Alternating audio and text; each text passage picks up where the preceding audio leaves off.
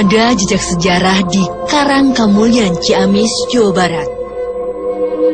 Di areal seluas 25 hektar ini, tertinggal jejak Ciung Wanara, seorang penerus kerajaan Galuh yang memerintah tahun 739 sampai 783 Masehi. Banyak kisah tentang Ciung Wanara. Hampir semua bercerita tentang kesaktian tokoh yang juga disebut Sang Manarah tersebut. Kami mencoba mengungkap sebagian kisahnya. Malam ini kami akan mencoba menguak misteri Ciung Wanara. Konon ia sangat sakti dan perkasa. Banyak orang menghubungkannya dengan kerajaan Galuh. Seperti apa kisahnya? Bersama saya sudah ada Bapak Agus selaku juru rawat ya, Pak Agus? Juru pelihara. Ya, Pak Agus bisa ceritakan sejarah dari tempat ini seperti apa? Dulu di sini dipakai untuk Ciung Wanara menyambung ayam dengan patihnya itu yang namanya Patih Bondan Sarati. Nah, jadi yang taruhannya siapa yang bisa memenangkan pertandingan nyambung ayam di sini, kerajaan Galuh bakal dikasihkan. Nah, ternyata Ciung Wanara bisa memenangkan pertandingan sabung ayam di sini. Dan akhirnya menjadi raja Galuh di sini. Terima kasih ya Pak Agus. Ya, Pak Hakim, kita akan mengungkap apa di tempat ini? Ya, mungkin sebuah legenda besar ya, sosok Ciung Wanara gitu. Walaupun sebenarnya sisi yang nanti kita akan tampilkan belum bisa dijadikan sebagai standar kebenaran. Iya. Kebenaran kita tetap merujuk kepada buku-buku peninggalan zaman dulu gitu. Tapi mudah-mudahan ada yang terungkap di sini, kita bisa memberikan sebuah pelajaran hikmah dari perjalanan kita pada malam hari ini, insya Allah nanti. Berarti kita lanjutkan ke proses pendeteksian. Pendeteksian ya. Saya juga tertarik dengan pohon ini, Mbak. Iya, kenapa Pak Hakim tertarik ke pohon ini? Karena ini energinya cukup luar biasa. Apalagi pohon ini kan jenis bungur ya. Iya. Bungur yang usianya sebesar ini itu mungkin ratusan tahun. Dan ini yang menjadi fenomena di tengah masyarakat tentang adanya bulatan ini. Jadi barang siapa yang berjalan kurang lebih ada sekitar 5 meter. Iya, dari sana. Ada pejamkan mata, tangan dibuka. Ketika sebelum dia melangkahkan punya satu niat, dan niat itu diucap dalam hati, kemudian dia berjalan, dan kalau dia menyentuh tangannya pas di tengah-tengah ini, katanya niatnya akan segera dikabulkan. Tapi banyak yang gagal. Karena apa? Karena banyak gangguan dari makhluk-makhluk kecil. Jadi begitu ada kurang lebih 3 langkah itu kaki rata-rata kayak agak berat atau berbelok gitu. Seperti dipalingkan. Seperti dipalingkan. Mungkin fenomena itu nanti akan kita coba ungkap melalui mediumisasi. Selanjutnya, kami melakukan mediumisasi. Siapa Anda? Kenapa masuk ngomong? Bisa ceritakan dulunya tempat ini digunakan sebagai apa? Anda mau bicara nggak? Kenapa? Anda penghuni pohon ini?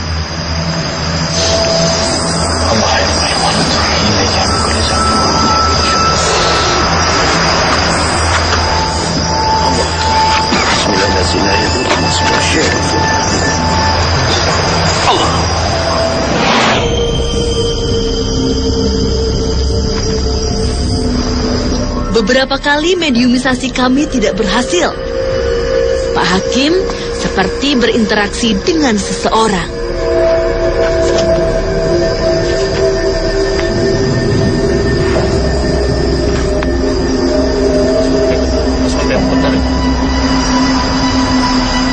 Tak disangka, ada yang berbeda dalam diri Umi.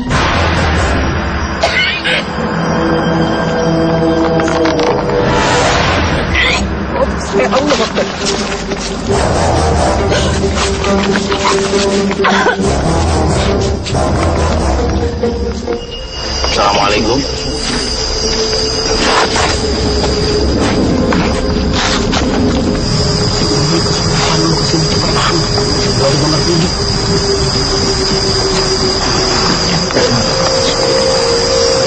Kenapa mulut Anda komat kamit?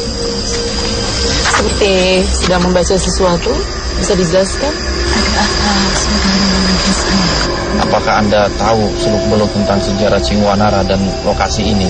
Saya hanya mengenal Prabu Manara. Siapa itu Prabu Manara? Itu yang disebut manusia jin. Oh, nama lain dari Cingwanara, Prabu Iya. Manara. Ya, Anda sendiri siapa? saya adalah dari Bintang Galunggung. Baru saja mediumisasi berjalan, cuaca mengganggu kami. Bisa nanti datang lagi. Bisa nanti kita dialog lagi. Terima kasih ya.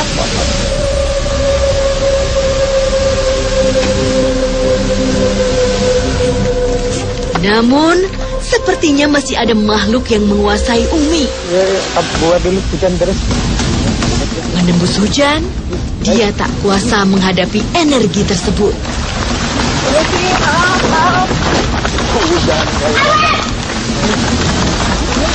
Yes.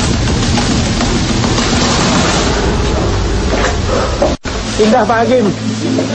Yang lain nyebar. Tak lama, jadilah dia yang bukan dirinya. Anda ini siapa? Adalah dari Bintang Galunggung. Maksudnya apa tuh Galunggung? Tempat perkumpulan para resi sebangsa kami. Seorang tertapa Iya, dari ajaran Hindu. iya. Berkumpul untuk apa? Meditasi untuk kesulitan. Apa yang bisa Anda ceritakan? Apa usia Anda juga di atas 1000 tahun? Karena setahu saya itu Cingwanara hidup sekitar abad ke-7. Jadi, Lantas, dari saya. siapa yang diceritakan guru Anda tentang Cingwanara, atau Anda menyebutnya siapa tadi? Cingwanara. Prabu Manara. Jadi Prabu Manara itu anaknya siapa ya?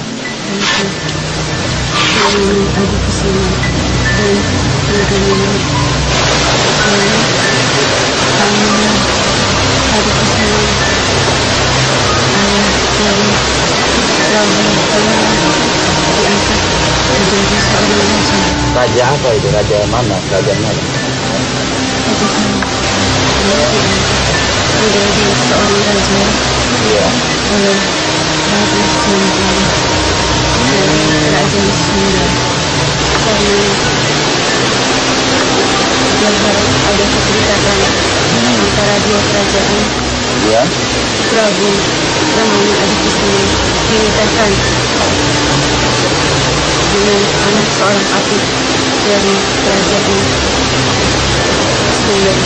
Siapa nama istri yang dinikahkan? Menikah Jadi istri kedua berarti ya. Iya, Terus apa lagi yang dilakukan Sanjaya itu? Ya? menjadi seorang patih di kerajaan Galuh. Siapa anaknya? Prabu dan Prabu Temparan itu anak dari Prabu Sanjaya.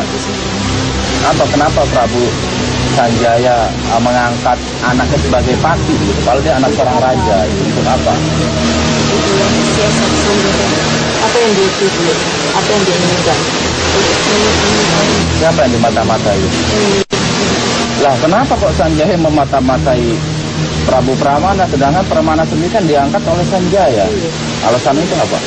karena Prabu Sanjaya khawatir betul jika namanya akan membalas dendam kepada Prabu. Mereka itu ada masalah apa sih sebenarnya? Iya, tidak mau balas dendam. Karena apa awalnya? Karena Sanjaya telah membunuh kakek dari Remana Adi Kusuma. Terus sejarah kemudian gimana sehingga menyangkut ke Cingwanara gitu? Ada kejadian apa? Jangan kemana-mana, tetap di Dua Dunia.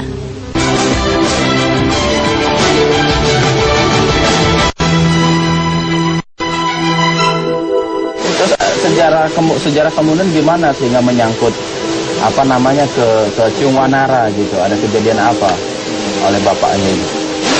Karena Adi Kusuma merasa tidak nyaman berada di kerajaan itu, maka dia memutuskan untuk pergi dari kerajaan Galuh dan meninggalkan istrinya untuk menjadi seorang resi. Kerajaan ini siapa yang mimpin itu? Ramana menyerahkan pemerintahan istana kerajaan Galuh kepada Patih Patihnya siapa namanya? Siapa? Siapa namanya? Temparan. Temparan. Lantas selanjutnya gimana itu setelah Patih hubungannya dengan Ciung Wanara itu? Prabu Temparan mendekati istri dengan gadis tersebut sehingga sang rakyat menyebutkan seorang Siapa nama putramu? Brahmana.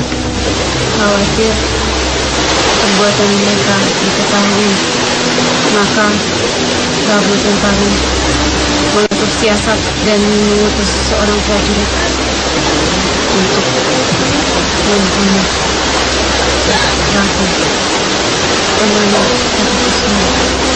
Lalu Prabu Temparan mengutus kembali prajuritnya untuk membunuh orang yang telah membunuh Prabu Temana Jatiswara agar tidak diketahui. Apa betul Ciung Wanara itu ketika bayi dibuang di sungai sehingga ada yang menemukan seorang kakek-kakek, itu gimana menurut Anda, itu gimana? Benar itu ceritanya? Tidak. Ciung Wanara lantas di apa namanya, kan bapaknya meninggal, dirawat oleh siapa ya? Tapi tetap di istana, di keraton. Jadi dulu apa pusat pemerintahan kerajaan Galuh itu di tempat ini. Iya.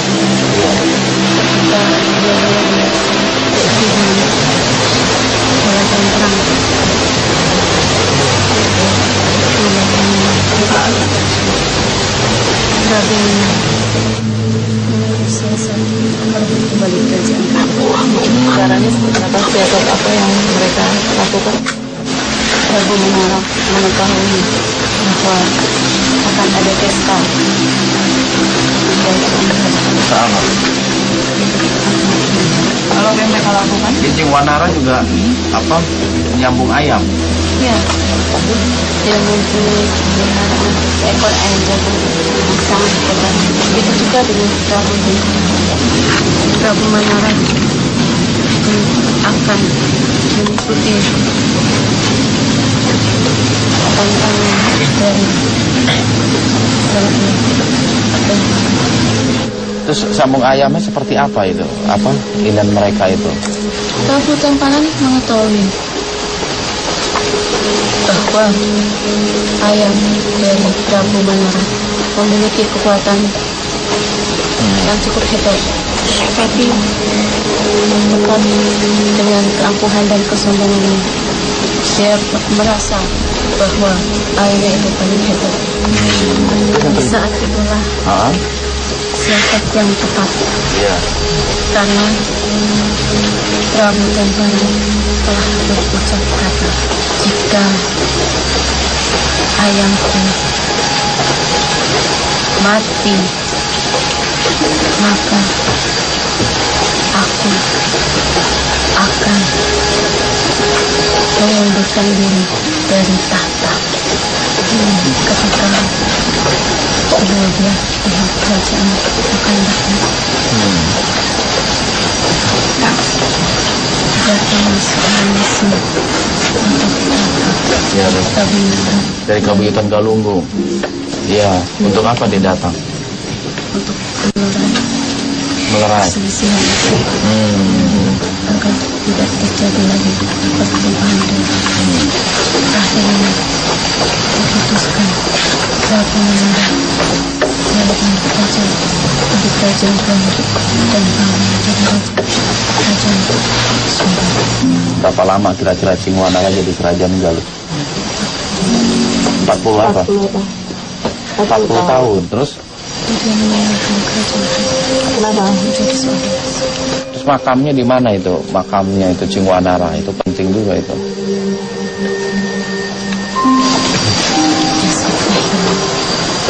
Saya berikan titipkan. Kalau tidak salah lihat, ini sejenis batu ya. Ada syaratnya? Tidak ada. Tak lama, Umi disadarkan. Tiba-tiba, Pak Hakim menuju situs Pangcalikan. Konon, inilah singgasana Raja Galuh. Sepertinya ada benda pusaka di tempat ini.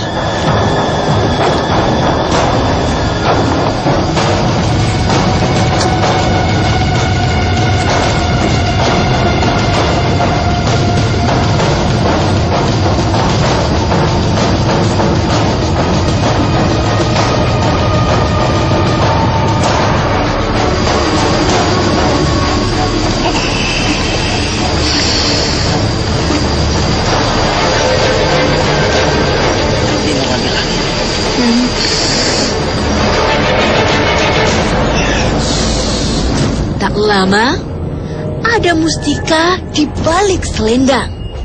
Pak Hakim, ini baju ini untuk apa ini? Kok dikasihnya ke Pak Hakim? Saya juga kurang paham, cuman kok dari energinya itu energi positif.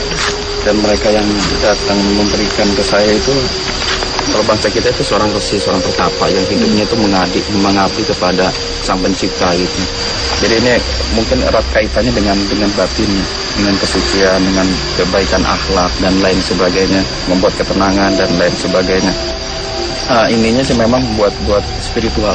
Bermaksud mengakhiri penelusuran, ternyata masih ada makhluk yang bersemayam di tubuh Umi. Apa yang terjadi? Tetap di Dua Dunia.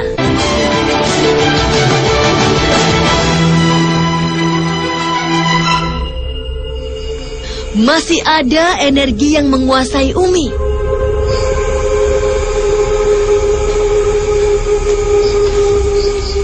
Kami tidak tahu akan mendapat informasi apa lagi.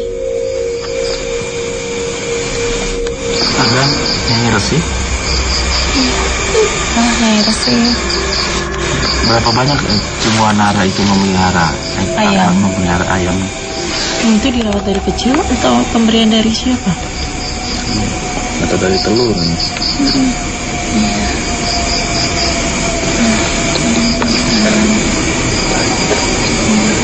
Ibu siapa? Oh, jadi kaki Ibu Balajaga memberikan telur ya? Terus? Untuk apa tadinya? Lantas?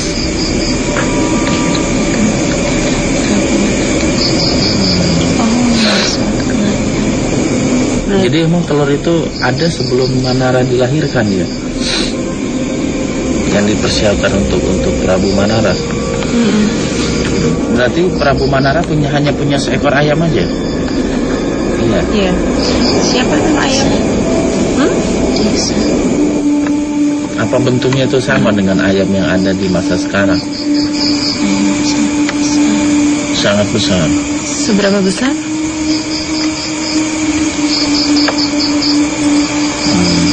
Segitu ya? Sekitar 1 meter ya. Dia mempunyai bulu berwarna. Lantas gimana proses penggulingannya itu?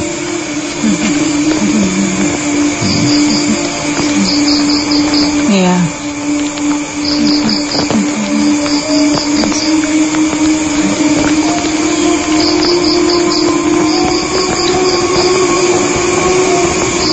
Kalau yang Prabu Manara.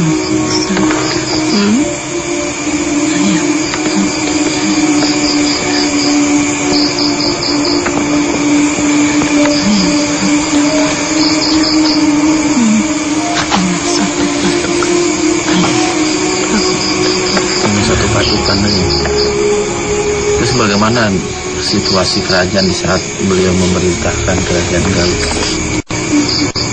Udah lama.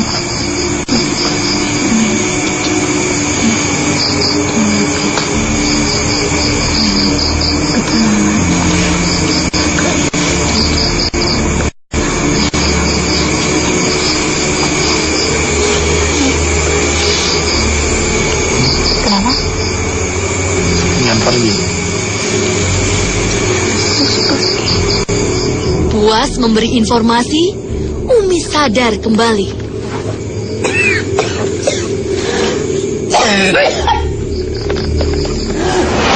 Setelah hikmah apa yang bisa kita ambil dari perjalanan kita malam ini? Mungkin ada beberapa pelajaran mungkin yang dapat kita petik dari perjalanan kita malam ini. Yang pertama adalah sebuah mitos, sebuah cerita tentang Ciung Wanara. Sekali lagi bahwa apa yang disampaikan oleh makhluk tadi yang mereka itu sebangsa jin belum bisa dijadikan sebagai standar kebenaran gitu. Walaupun dia mengatakan gurunya pernah hidup di zaman Ciung Wanara, tapi tidak bisa dijadikan sebagai sandaran kebenaran. Bagi kita sandaran kebenaran adalah apa yang pernah ditulis oleh tetua-tetua kita dalam menulis sejarah gitu, di babat Ciamis, babat Galuh, segala macam itu yang mungkin lebih sahih gitu tentang pengkabaran cerita tentang Ciung Wanara. Itu yang pertama. Terus yang kedua mungkin lokasi situs ini ya, mungkin dari saudara-saudara kita banyak menyalahgunakan gitu. Mereka menjadikan tempat ini sebagai tempat mencari berkah, mencari sebuah solusi hidup gitu, entah itu kesulitan hidup, ekonomi, jodoh, jabatan, dan lain sebagainya. Ini harus kita perhatikan bahwa makhluk yang tinggal di area ini, mereka banyak makhluk gaib sebangsa jin. Oleh sebab itu kita harus benar-benar mewanti-wanti menjaga diri kita agar tidak terjerumus ke dalam jurang kemusyrikan gitu. Mungkin niat kita baik mencari solusi, tetapi tawasulnya itu beda. Wasilah yang kita lalui itu salah gitu, melalui perantara makhluk-makhluk jin dan lain sebagainya. Lebih baik kita kembali kepada pondasi Islam, yaitu Al-Quran dan Sunnah, dan mintalah nasihat kepada orang-orang yang soleh. Itu yang utama tentang persoalan hidup yang sedang kita jalani. Mudah-mudahan perjalanan kita pada malam hari ini banyak mengambil hikmah. Terima kasih Pak Hakim. Ya, sama-sama. Ternyata ada kebaikan tersembunyi di balik sejarah. Berapa lama kira-kira Ciung Wanara jadi kerajaan Galuh? Terus? Setelah